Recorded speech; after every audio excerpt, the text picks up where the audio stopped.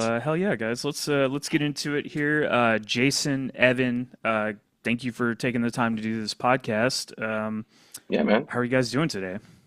Pretty Doing good. great. Yeah, we're doing good, man. As we're recording this, the show is now out into the world on Hulu. So I'm Into the Void is up right now. So it's pretty surreal, just given the journey it took to get here. But thanks so much for having us, man. We're excited to talk to you.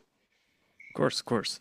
So yeah, the thing that I like to start with on this podcast is your personal heavy metal history. So like those Mm, bands and records that you remember discovering and how they stuck with you over the years to where you are now.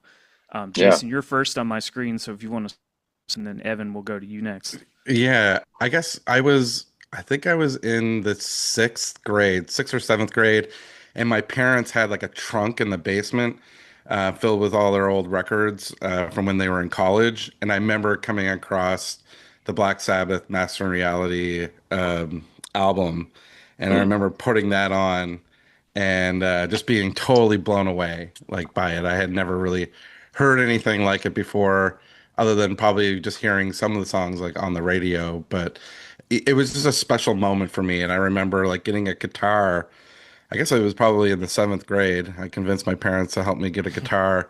And I remember putting that record on and just like strumming along to the guitar, having no idea what I was doing, but I felt like I was like playing like with the band, you know? So yeah, that was a very special memory for me. But yeah. right on. Yeah. For me, I think the genesis of me getting into like heavier music, because I grew up with parents who were, they were into Jimi Hendrix, and they were into the harder side of the late '60s. But for me in particular, I think Beavis and Butthead had so much to do with it. Like Mm, Oh yeah. in 1990, three and four and stuff. It like in particular, like seeing their AC/DC and Metallica T-shirts, like really stood out to me. And I remember a few years later, like at a garage sale, getting like a how to play AC/DC on guitar VHS tape, and that I kind of taught myself how to play all those chords and all those classic songs, and then I really got into wrestling, by the mid to late '90s, and just the whole vibe of wrestler intro themes were, like you had Enter Sandman in ECW, and you had, Pantera Walk, also in ECW was used a lot. And so I think I kind of got into like heavier music through wrestling and through just like how it was touching pop culture at the time. Then it was like I was learning to play guitar. I got really into Randy Rhoads. I got really into Dimebag Darrell. Then that just kept getting, crazier and crazier. And then I was getting into Slayer, and I was getting into I Hate God, even, kind of by osmosis through Pantera and stuff like that. And yeah, and Black Sabbath. And, so yeah, I've been a metal fan my entire adult, teenage to adult life. Yeah. And yeah, so that's kind of yeah, how it all started. you jogged a memory for me too. I remember playing the Doom video game and that Oh, soundtrack from oh yeah, Bobby for Prince. sure. Like that Yeah. was a big inspiration. Yeah, because all those songs in the Doom and Doom 2 were like ripped off from like Them Bones and Alice Hmm. in Chains and Master Puppets and stuff like that. So yeah, Doom 2 also big for yeah, Yeah. getting into heavier stuff. So, do you guys still keep up with like modern metal at all? Do you like go to shows, buy new records? Like, what bands are you currently into? Modern metal, honestly, not so much. It's something that like I'm almost intimidated by because it's just there's so much going on. I mean, I have friends who are in bands, even like all over the world. Like, Mhm. my friends, in Gothenburg, Sweden, this incredible band Antichrist. They're unbelievable. So there's some bands like that I know just through people and through friends, and stuff, but I don't keep up as much as I should probably. But I am like an avid, record collector and seeking out like tons of new old music all the time. Yeah. So that's how I really spend a lot of my time. But yeah, I mean, I'm digesting music on an hourly, if not daily basis. Yeah, and I'm kind of in the same boat. A lot of my window into metal and a lot of music is through Evan and like our friendship over like the last 15 years. He's always hitting me up with like albums to like listen to and bringing me to shows. Like, what was that show, like concert we went to like years ago in New York, where it Oh was yeah, like there Mima was Center and Voivod and, Oh, nice. there's um, a yeah there was a great I don't know if Voivod was there, but I there thought they was a were, but great I don't think so, but okay. there was a great series that would come to the sort of Brooklyn, New York area called Defenders of the Old Yeah. um, every year, and it was sort of a showcase of all of these bands that have kind of, like you had like Exciter, you had, Oh, yeah. you had Riot, and like all these bands coming together who are still kind of, keeping it strong, and other bands who'd been, disbanded for decades, and then Yeah. the producers of this event somehow convinced them to reform and play. And I've also went out to Muskel Rock out in Sweden as a festival. It's kind of a similar thing, like a lot of cult metal bands play out there, and it's an incredible. If you're like a deep, obscure metal, hard rock metal fan, it's like a dream come true type environment. So those are some of the things that I get into. Yeah, for sure. Sirith Ungol played that too as well. Oh, yeah, That's that's cool. cool. Yeah, they've been. I think they just put out a new album like a couple years ago, if I'm not mistaken. Oh yeah, Yeah. Sirith Ungol is going strong, and I'm a huge fan. They're one of my favorite metal bands of all time, and I actually we used King of the Dead in the opening credit sequence for Into the Mhm. Void, uh, partly because I mean it's some of the coolest stuff I've ever heard. And then B, it's like I kind of wanted to use that as like a low key signal to the real metalheads out there to be like, hey, we know our shit too a little bit, you know, Yeah. like it's kind of like an SOS, to the fans. So yeah, You guys are both Canadian, right? No, no, just me. Jason, No? yeah, Okay. Yeah. yeah, Well, yeah, Jason, I was gonna this can go for Evan too, but I want to say like Canada has an excellent metal scene. sure, I've yeah, toured Yeah, with quite a Exciter is few probably like my favorite metal band. yeah, oh yeah, Yeah, yeah, yeah. yeah, yeah. I There's love some. I them. mean, got Voivod for one, Voivod, yeah, Yeah. classic. I mean, Anvil. Oh yeah, of yes, Remember course. Anvil yeah, Yeah, guys? Yeah, yeah. hmm I yeah, mean, even just the newer class of bands like Despised Icon and hmm Beneath the Masker, like all those yeah, all guys. Yeah, yeah. No, yeah. there's an There's awesome scene there. um. So for those of us now that we've got through all your guys' history, the reason we're here today is we are talking about the Hulu show Into the Void. You guys are avid historians, I would call you. We have that in common. We like kind of telling the stories of things that have happened over the years. So yeah. take me back to the beginning of like when the idea for this show kind of started and to where we are now. Yeah. Without getting too into the weeds, because there's a lot there in terms of how it came together. But Yeah. Jason and I have another TV series that we've collaborated on for the past like 8 years now, which is called Dark Side of the Ring. It's a sort of very honest but thoughtful sort of examination of the history of professional wrestling and all the wild and crazy stories that come out from that world. And Jason and I also grew up as big wrestling fans, just kind of children of the late 80s, early 90s. And yeah, I think once we established that show and it became successful, and we sort of saw and we sort of figured out like how, we like to tell stories and how we like to approach stories. I think a lot of our approach is sort of in like we take something we loved as kids, from our childhood, and we just desperately want to see it taken seriously by people, Yeah. and we want people to understand it and respect it more and have a deeper understanding and appreciation for it, even if that means, you know, um, sort of appealing to people who would never be fans of this particular thing, but making them, connect through, serious emotional stories, stories of people who've been through, tragedy or grief or, I guess addiction or other, forms of, stories that are based in, like resilience or whatever, whatever that is, those kind of universal themes that people can really grasp onto. And that's kind of the gateway into these worlds. And we found that to be very successful. We hear all the time that, wrestling fans will say, "Oh, I can finally get my significant other or my family member to enjoy this, crazy thing with me because they understand it now in a better place." And that's what we love hearing. Yeah, And so we always felt that the subculture of wrestling and metal in some ways are similar, in the fact Yeah. that both of them are often sort of misrepresented in popular culture, or like there's a lot of resentment in some ways towards both, and there's a lot of misconceptions about both. Yeah, And yeah. that is a really interesting area to play in as a filmmaker, storyteller.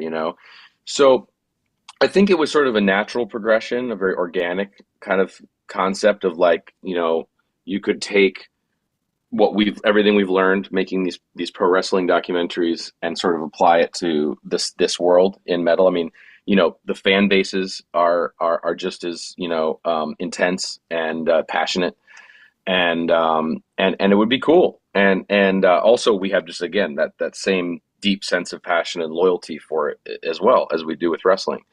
And so, so all that to be said, we've been that's been playing around in our head a lot for years. Over the last 8 years, we've been doing the show, and then it was kind of finally time to like, okay, let's in serious like pursue this and start thinking about it. And it just was like one of these great things, that I'm very fortunate that happened, where after Dark Side of the Ring became a success, the good folks at Hulu sort of kind of sought us out. We sort of found out that some of the top brass there were big fans of the show and actually wrestling fans, which is awesome. And then they were like, "Well, we'd love to do a show with you guys. What other areas of interest do you have, or things you'd like to do?" And we're like, "Well, we have this heavy metal concept," and it was really cool because the person we were talking about, to about this, grew up in the 80s and remembers a lot of these stories and remembers the Satanic Panic era and remembers, the Judas Priest on trial story, in the late 80s, and so on and so forth, and Randy Rhoads and so on and so forth. So immediately they had a personal connection to it. And that, I just felt like we were off to the races then. And it took a little bit for the deals to come together and the budgets and all that stuff. But once that was all locked and loaded, we just hit the ground running. I mean, we sort of wait. It took about a few years of the conversations, and Yeah. then it was like, okay, you got your, like, you boys are good, and then we had to basically hit the ground running, and then the clock was ticking, and basically in earnest started production, I would say, like in the late summer of last year, and so it's just been a making 8 films in a short amount of time. Yeah, Yeah, just making one of these things would be like a a huge big lift. undertaking. Yeah, but to do Yeah, eight yeah, is insane. But but we're used to thankfully, that. yeah, and we have an awesome Yeah, team that, yeah, worked really hard and yeah, busted their ass all on it. yeah. Yeah, I was gonna say about the ring. I'm like a passive wrestling fan at best. Like I kind of watched it growing up, but I never got like super into it. Yeah, But I absolutely love that show because I like hearing those true stories about like what went on outside of the ring, or even some, right. like stuff outside the ring that was like controversial and stuff like that. And the thing that I guys are really good at, and it got her sucked in. It was in the most recent season. I am blanking on her name, but it was a story about a woman wrestler. Oh, Um, Oh, probably that Daphne. Daphne. Yeah, Daphne, yes, yeah, dude, she yeah, was so hard by the end of it, and I was yeah. like, wow, the Yeah, it's a emotional heavy one. beats that you guys find. I mean, it's so well done that you guys are able to like get that out of people and out of those stories because it's a hard thing to like talk about for a lot of people. Right. I would assume, but Yeah, no, 100%. I mean, that's kind of something we're really passionate about, is trying to capture those really sincere emotions, I guess, from, what people have experienced in this world. And as I was saying earlier, just in an effort to, make it more accessible, make this world and the people in it more accessible to the outside world, because wrestling and metal can be very insular, and yeah. a lot of people can be afraid of it, or they just, they don't understand it. It's abstract to them. And we want to sort of break those walls down, sort of. Yeah. And it's important for us to have like all the subjects in the episodes to be, very closely connected to the people we're talking about and having that like Hmm. firsthand POV. You'll rarely ever see us like talking to like experts, or we won't have any like fan interviews. Like Yeah. it's got to be the people who are intimately like involved in the stories and knew those people. Yeah. Yeah, it wouldn't make sense to just have some random dude that saw him at a club one time and be like, "Oh man, I was there. I was You'll see those docs though. They drive me crazy. Where Yeah. it's just like people who have nothing to do with the story. Yeah, yeah, yeah. Yeah. Yeah, Yeah. I watch quite a bit of documentary stuff, and like if it's on and it gets to a point where it's like, oh, TikTok influencer, I'm like off. Yeah, right. Oh, yeah. I don't. You see that a lot now these days, things like that. But that Yeah. was like, for us, honestly, too, it was like, like with wrestling, there had not been many, like, for lack of a better term, sort of more, polished or glossy doc treatments on wrestling. There were very few and far between. Yeah. And metal's similar, I mean, there's great docs that have, come out. I mean, shout out to Last Days Here, the story about pentagrams, fantastic. Banger Films, of course, has done, awesome stuff over the years, tons of stuff over the years. Hmm. And those guys are great, and they're super passionate and super knowledgeable. But all the other sort of more mainstream pieces you see on TV or you see, on VH1 or that stuff, they're all through this very like cliched lens of sex, drugs, and rock and roll. And it seems like the people making them don't quite understand the confines of the genre. Like you'll see, like it's a lot of Bret Michaels and like Dee Snider time. And for us, we wanted to kind of do away with all that. Like, immediately all those types of names were banned. And we wanted because we've seen it. Not that we don't like them, but you've seen it so many times. And so we wanted to really be like, okay, we're going to approach this from an area of authenticity and really, what we would want to see as fans. But then also, yeah, when we're interviewing and talking to people, they have to be as closely related to the story. They were there, they were eyewitnesses, they knew these people intimately, basically to sort of reset, from all of those kind of like cliche metal, sort of examinations you've seen in other forms of media. So that was very important to us. And I think that was cool too, because it allowed us, to kind of, when pitching the show or when discussing the show, be like, we're doing the opposite. And this is a chance to really see these stories from a different side, rather than sort of the glorification of and commodification that metal has gone, through for decades. Yeah, because I feel like the stories about like drugs and alcohol, like you said, are kind of cliche, and like bands Yeah, have written books about it. The Dirt is out there, and it's like, the dirt, everybody literally the partied. Like, dirt. That's the Motley Crue one, right? The yeah, dirt. yeah, Yeah, yep. yeah, So it's yeah, I appreciate like not focusing on that because you're right. It's been told 1,000 times, and like you got to have something yeah. more interesting out of it. Totally, totally. So that was kind of our starting point was like, we're going to avoid that. We're going to avoid those types of stories. We're going to avoid that stuff. And we're going to try to get at like, for example, like the Pantera story, Yeah, even though it's behind the music, God, I don't even, that was almost 20 years ago now, or maybe yeah. It some, was not a long long after time ago. Dime Right. died. I remember watching it. Yeah. Yeah, A long time ago. But even with that story, it's like, there's obviously what happened. Dime's murder is tragic and it's horrible, but yeah, there's that fracturing of the band, and they're coming to terms with, all the complexities of the grief that they went through, in terms of never finding, like, here's this seemingly extreme random act of violence, that fractures all the, what was already, there's already cracks, obviously, in that yeah, relationship all the band members had, but it completely fractured it, by the end of that, and having all of these sort of unresolved. I mean, I think everybody is deeply traumatized, by obviously what happened to Dime, in terms of, where all of their relationships sat and how to deal with this and how to process this. And obviously, it's a beautiful thing that everyone's come together now, in sort of realizing, you know, uh, just or being able to come more together and to process things. Obviously, it's something you can never fully, get over, obviously, or yeah, anything. But yeah. it's a beautiful thing to see how they've all come together, out of all of this. But that story is so much more nuanced about grief and about trauma, and that's what made that story and telling it so much more fresh, as opposed to dwelling primarily on like, just the sort of sensational headline of Dime's murder.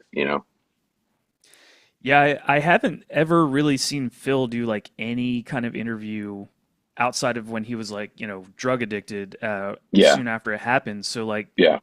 hearing Phil in current era, Hmm. talk about it and like not be under that cloud of drugs was Hmm. really eye opening, man. Just Hmm. hearing. Yeah, it's amazing for him to have like, all this time to have like the perspective, and he's now older, Mhm. and then I think we found him to be very wise, and just like how Yeah. he has processed his grief over the years. Like it is something I think like anyone could like relate to, or even learn something about. But that's what I found very interesting about him, is just like how like he is over the years, how he's processed it, and yeah, now hearing how he talks about it. Yeah. And his Also, is, yeah, go ahead. Sorry. oh, I was just gonna say, like, I'll see like on Twitter, like when our show has been announced, like in that episode, people are like, "Oh, hasn't this story been done before?" But it's like you haven't seen it, and we heard this too, like on Dark Side of the Ring with some of the episodes, but you Always. haven't heard it the way like we're approaching it. Yeah. And I think that that's a big thing. Like Evan said, it's like now all this time later, it's like how they've like processed it and what they've learned and how they've grown since that tragedy. It is really fascinating.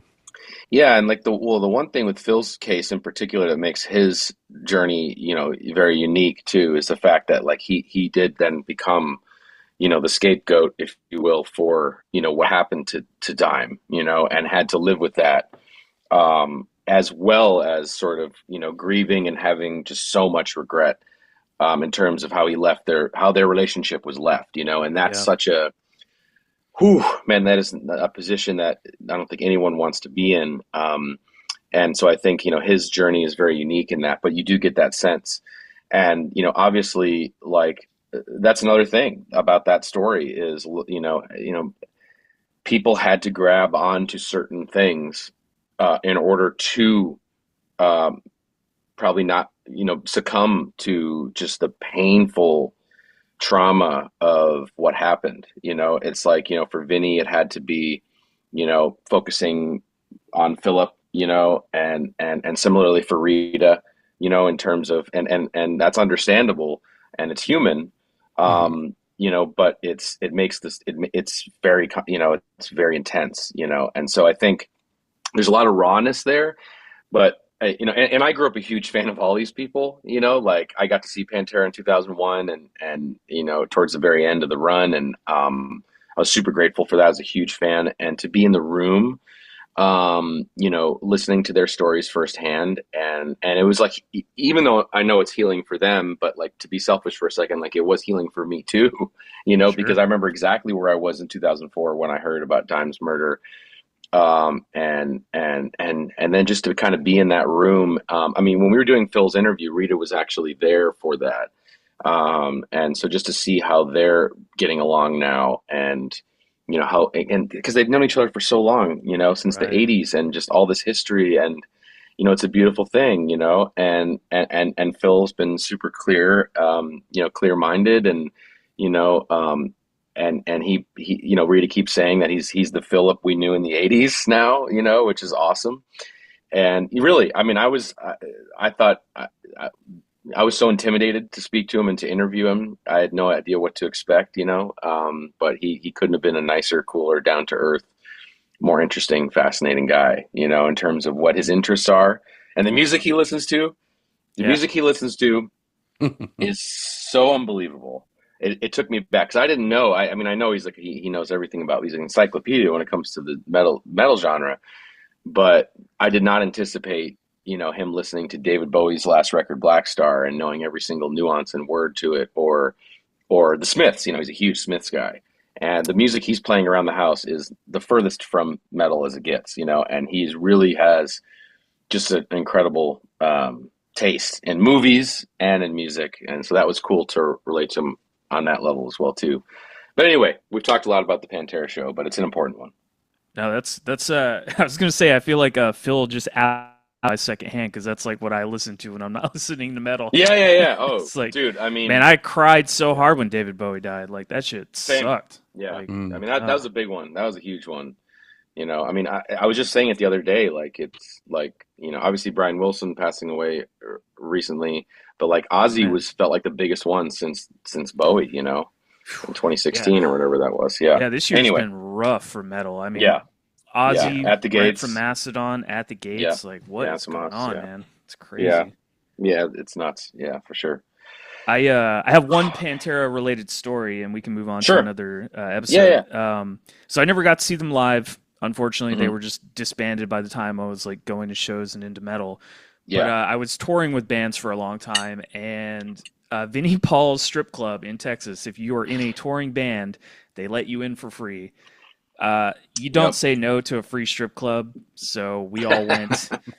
Vinny was not there that night, Uh-huh. but I mean, it's a BYOB club. It was just the experience of being like, holy shit, like they all like hung out here and like, it was just a cool place to be. One of one of our dudes in our band like almost got us kicked out because he got a dance for a girl and misheard what she said about giving him a free dance. And then she was like, "Where's my money?" And he was like, I don't have any money." Uh-oh. And so we all had to like pull up whatever money we had to Oh like pay yeah. her so we didn't get kicked out. And I was like, "Oh Yep. my god, why That's would you do that?" crazy. Yeah. Yeah. I had the funny memory of, and I saw him in 2001, and I couldn't. It was like at the peak of my Pantera fandom, but my mom was not comfortable with me going by myself. Mhm. So she volunteered to escort me to the Pantera concert, and she's funny, man. She really kind of put on her best attempt at rock and roll clothes, to go out to this show. And it was obviously, these guys were playing stadiums, or not stadiums, but huge arenas at the time. And so we Reinventing the went. steel era. Yeah, it was reinventing the Okay. steel. Yep, yep. It was reinventing the steel, and we had great seats right up on the long Dang. side of the stage, like front of the first tier up next to the stage. And we get there, and she knew how much Pantera meant to me at that time, and so she's seated next to me, and this giant dude in like a giant leather trench coat, like stepped right in front of her, and she was really pissed off, and she went right in front of this guy. She like tapped him on the shoulder, got right in his face, and said, "Excuse me, hey you," probably feeling the aggression of the show, like you're blocking my view, a dime bag, and that's what she said to this guy, and it was incredible. It was incredible. It was like this moment we've always laughed about. So, and I actually told Rita that, and I think what sealed the deal for Rita to like be like, okay, these guys are cool. If his mom is that cool, then he must be that cool. Yeah. Sometimes you got to That's be forceful awesome. like that at shows, man. Hmm. Especially like Hmm. I'm a shorter guy, so anytime somebody taller than me gets in front, I'm like, "Hey, man, Yeah. I can't see shit. You got to move." Exactly.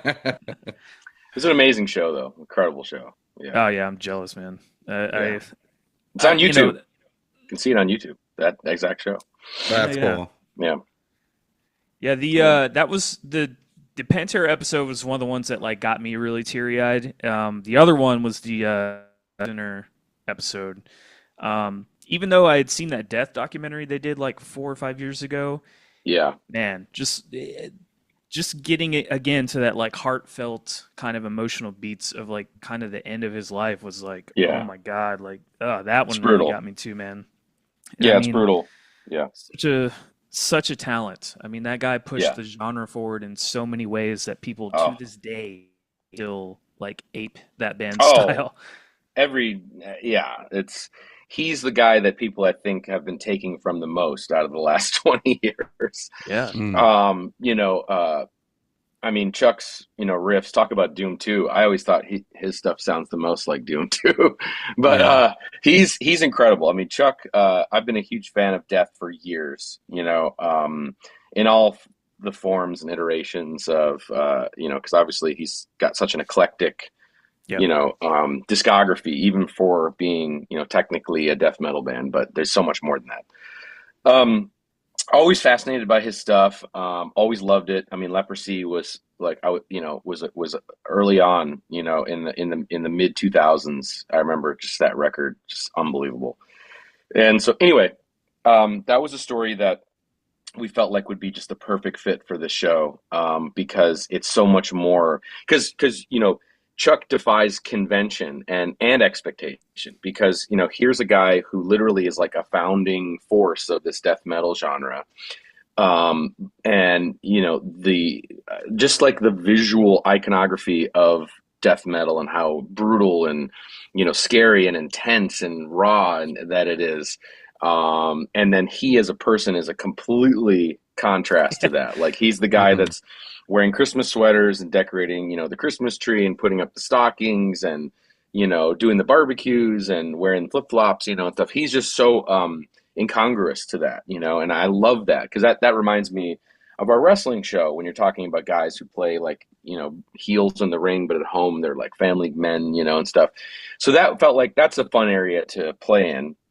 But then also there's like thematically a story there about a guy that I think a lot of people can relate to where he's very uncompromising in his vision. He was somebody who he had his vision so crystal clear of what he wanted to do, Yeah. in terms of like he is that band, right? Like the other guys are just kind of there to support it, and they do contribute. Of course, there's been some legendary players in there, Steve and Gene and all those guys, but Yeah. like but like it's Chuck, and I feel like he's a perfectionist and he wants to have control over every aspect of his art.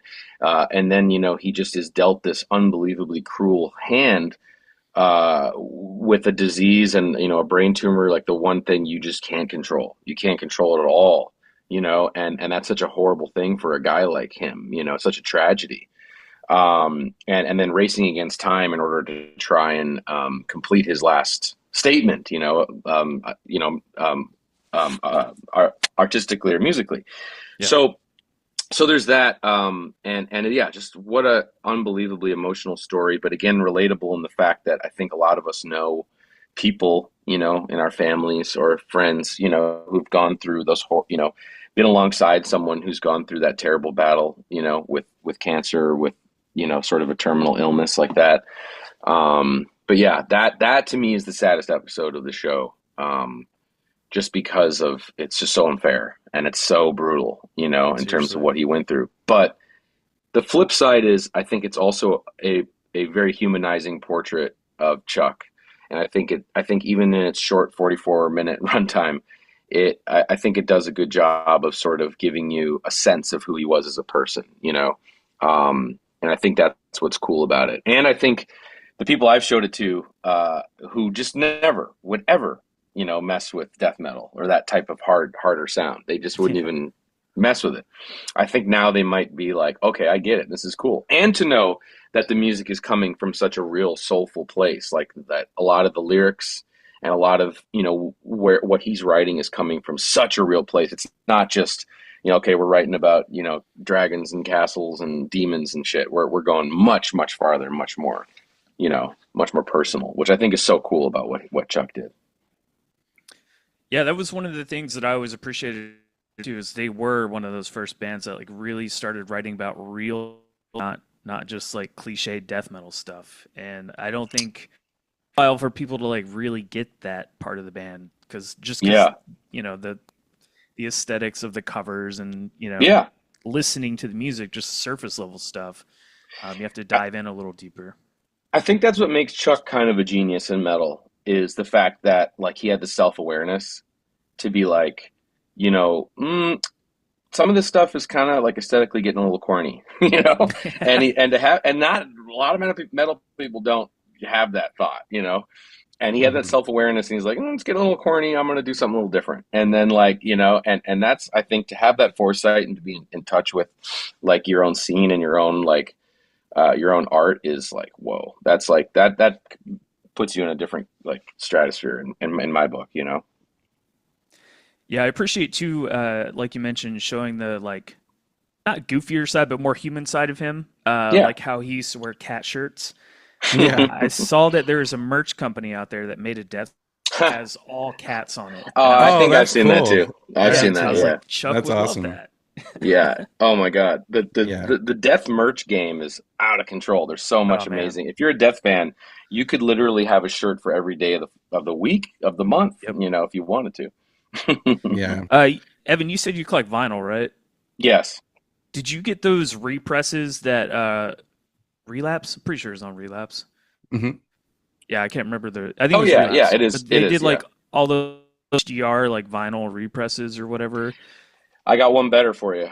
Okay. I was recently in Athens, Greece, and I walked into this record store that someone had recommended to me, and lo and behold, they had just picked up this incredible metal collection.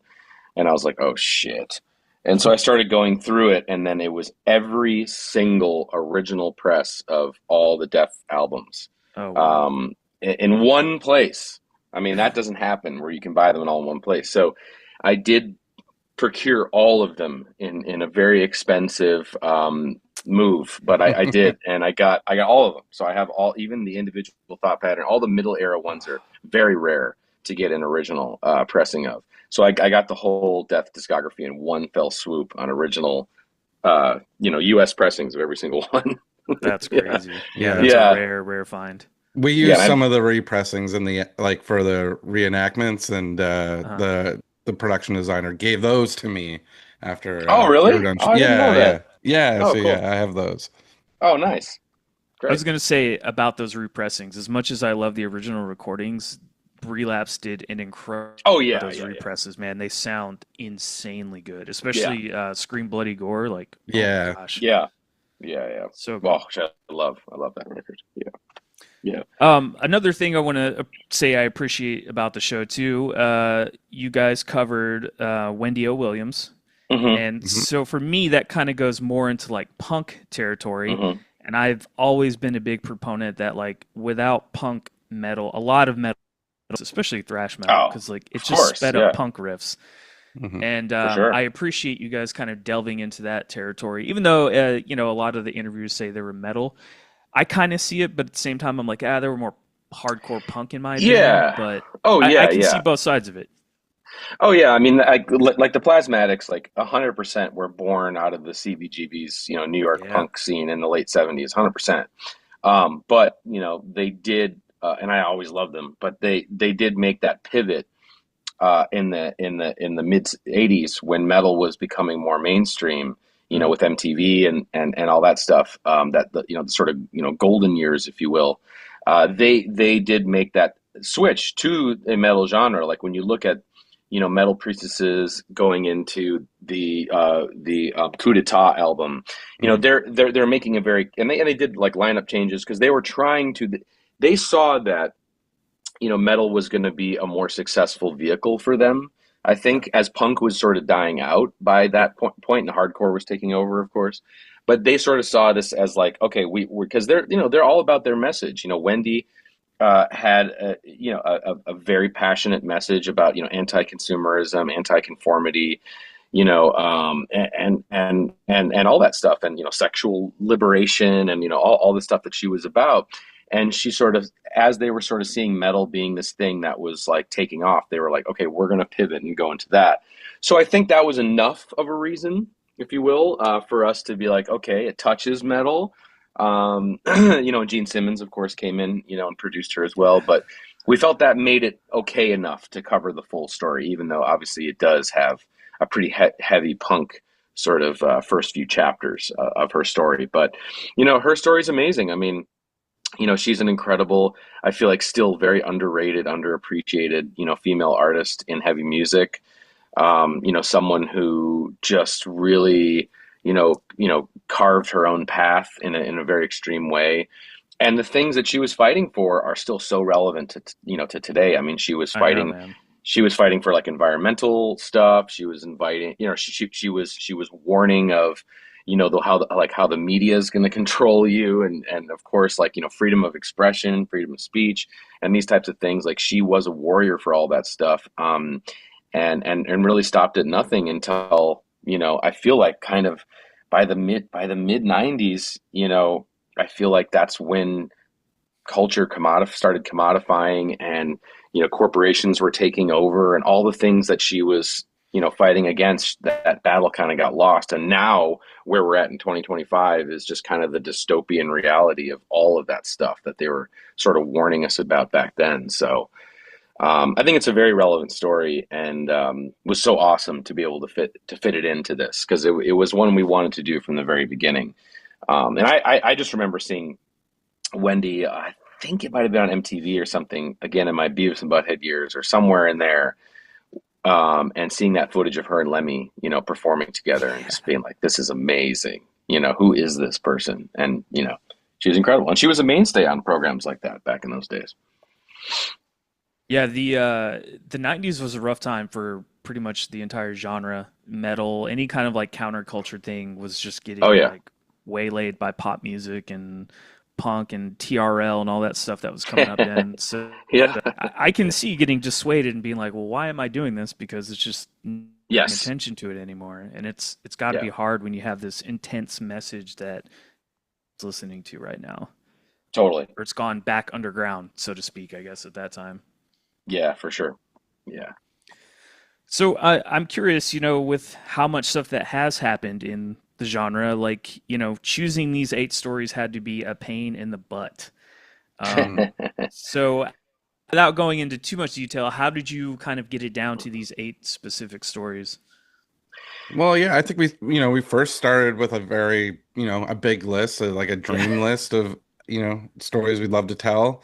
And then it came down to, because in the with the Dark Side of the Ring show, the wrestling show, um, when we first started, we had to do a lot to like kind of earn some like street cred, and we had the ability with that show to make a pilot episode and use that to show other wrestlers and family members, to help us gain access to tell like more stories. But with this is our first season.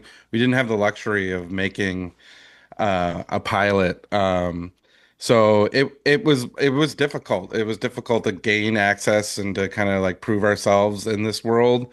Um, but I think it was like the death episode was the first episode we did, and I think we may have like cut like a little clip together of that to kind of help us Hmm. like get some access. But it was yeah, like we were talking about before, like just you know telling the stories that we could get the best access to the people who are directly involved and the family members of the people who are close to these legends. And so I don't know. I hope the show does well enough that we get a chance to do another season and we can use this season as a calling card, and hopefully it could open the door to some of the other stories we wanted to tell but we couldn't quite get the access, or the timing just didn't work out right.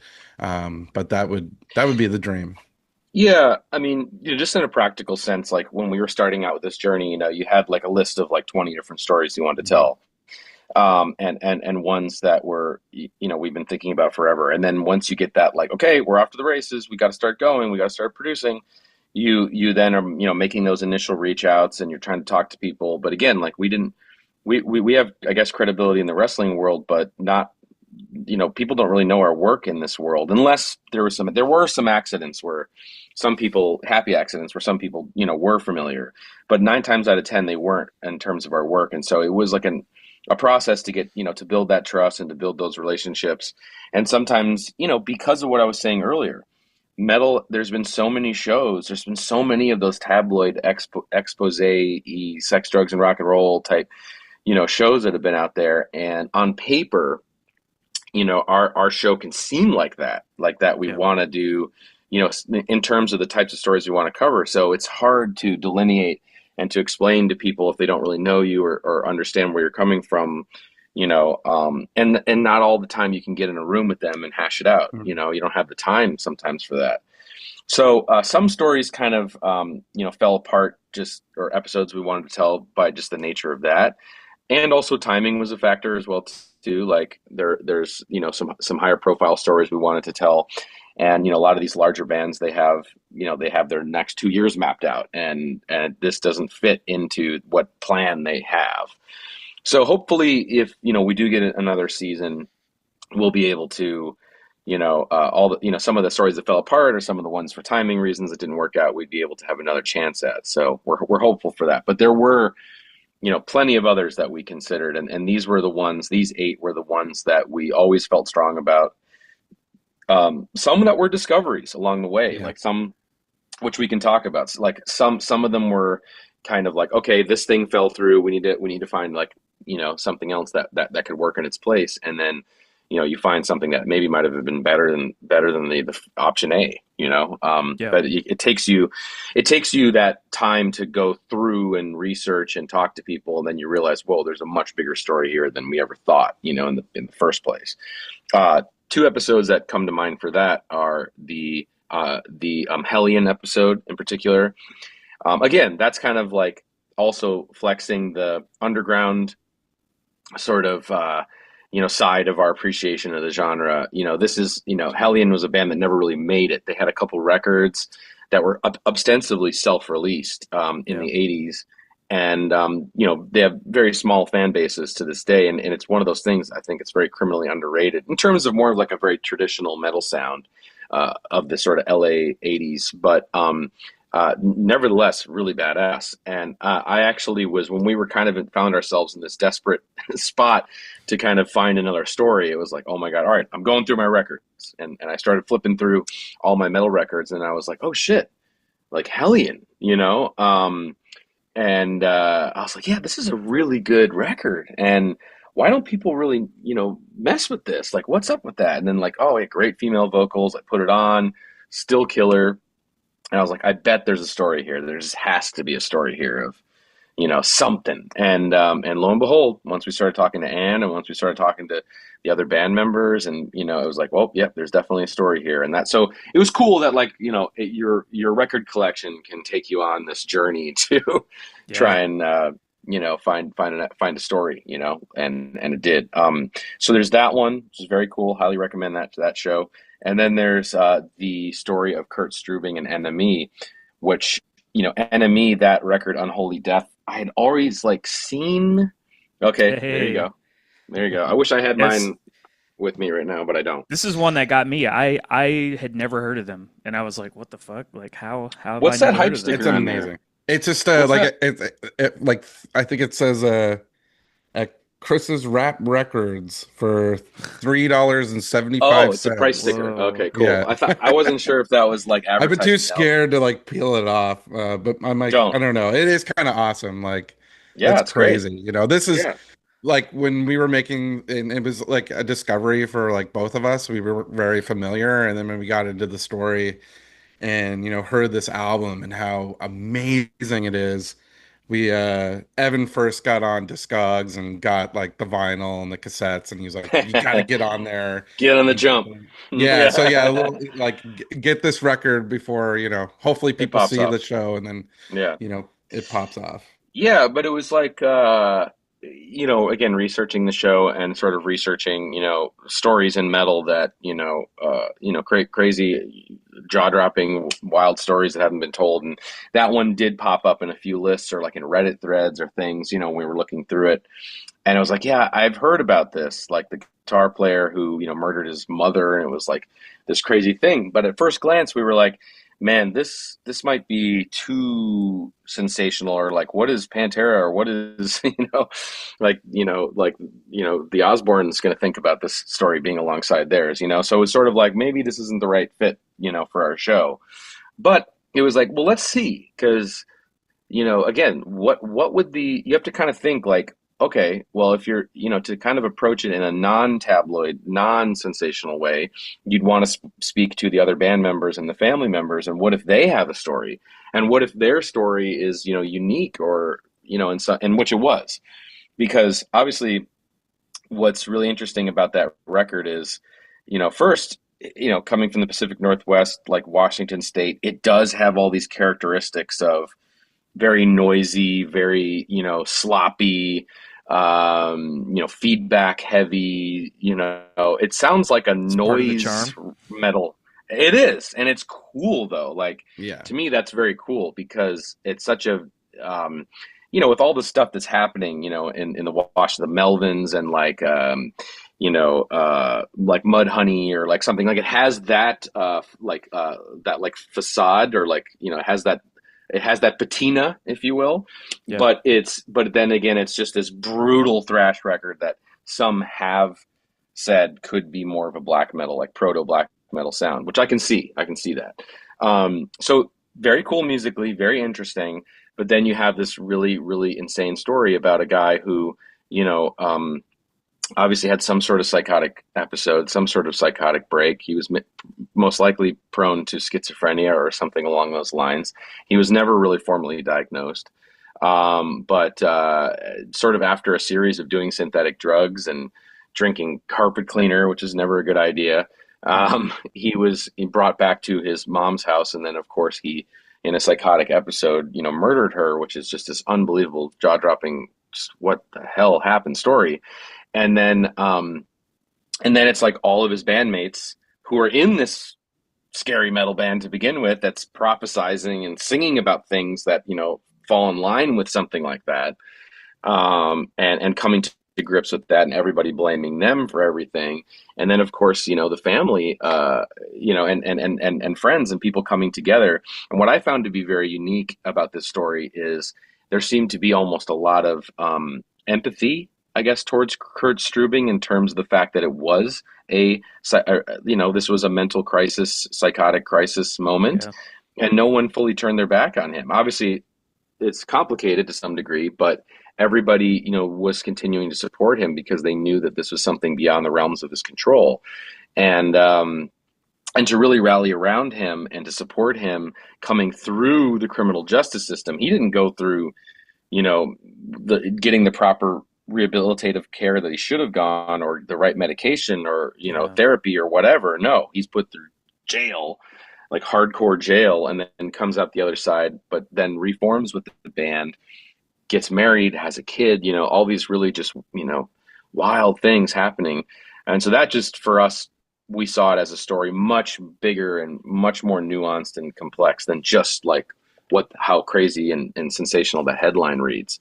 And so that was cool. And so for us to tell that story, again, very difficult subject matter, but also a chance to discover some pretty interesting underground metal music that, even to us, was new, and that Yeah. was really cool, because it has a lot of charm, and it's cool. I mean, I remember putting it on, and there's, when I first got the record, and putting it on and being like, dude, there are so many bands right now in Brooklyn who are, that's where I live, but there's so Okay. many bands right now who are trying to do this, the style. And this is like now what was really amateur, and is now like what people are specifically setting out to like dial into that sound, which is cool. I love that. But yeah, so that's a very interesting story, and it's something we did not anticipate that we were going to be telling for this series in the beginning. Well, I think the most important thing about that episode too is the mental health aspect of it. Yeah, It was a yeah, time where like that wasn't really taken seriously or seen as no, like a problem. So right, he was kind of the victim of circumstances in a lot of ways because there was just no help for him, and yeah, Yeah. that's really like eye-opening and sad too. That's like yes, what's really heartbreaking about hearing his bandmates talk about them being so young, and that being something that wasn't very talked about very much, and the guilt that they felt, not being able to give him or recognize the what he was going through and being able to help him. That I found very eye-opening and just awesome for people to speak out like openly about. Is really interesting. So yeah, that is my like favorite episode, I think, of the season. It's been the one I've been watching the most. It's actually the first one I put on when Hulu dropped the episodes this morning. I put on the NME yeah. episode because I am very proud of this episode, and it does feel very powerful, and it's just a topic you don't really see people like openly talk about very much. No, especially in the metal world, it's getting there. Yeah, Some bands are more open about it than others, but it's a societal thing, man. yeah, It's hard to talk about, and especially when a genre that kind of takes itself a little too seriously sometimes. Oh Talking yeah. about those things are just like we don't talk about them. yeah. No, it's Exactly, and important.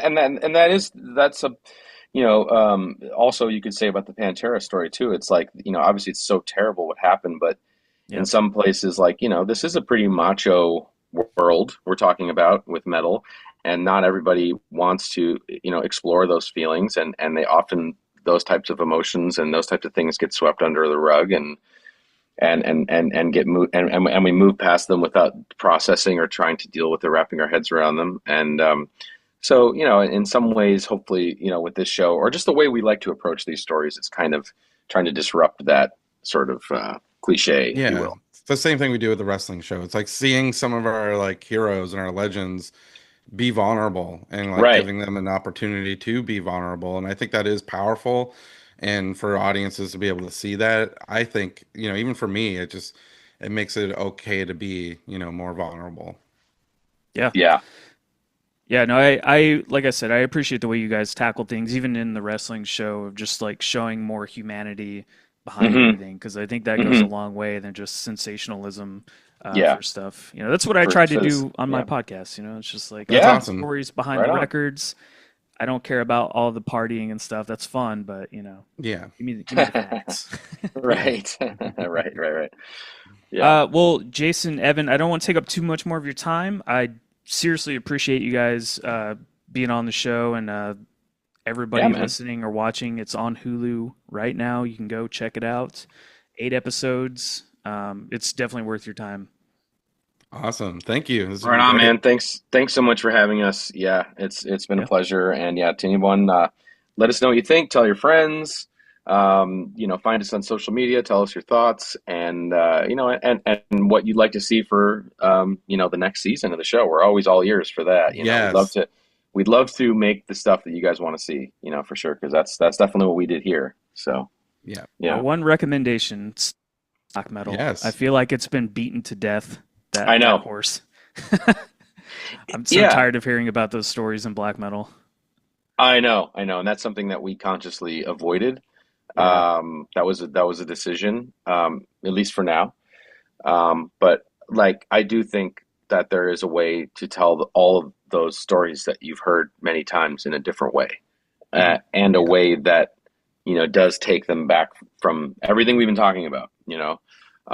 Like I do know a few people over, in Norway and Sweden who've touched some of those stories firsthand, and they feel the same way, like that those stories have only continued to perpetuate sort of the same misconceptions, about those stories, Yeah. in the other ways that they've been told. So, but that's a big, those are big worlds to try and tackle. Those are big stories. So, Yep.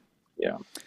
Also, just want to say one last thing, Jason. I absolutely love Hobo with a Shotgun. I Right mean, I on. Thank was like, you. I appreciate yeah. that. That's awesome. Yeah. All Yeah. right, guys. I don't want to keep you any longer. Seriously, thank you so much for your time. I'll try and tag you guys, and stuff when I post it. I'll Cool. try and get it up within the week, probably. Great. Great. Yeah. Appreciate it. Cool, man.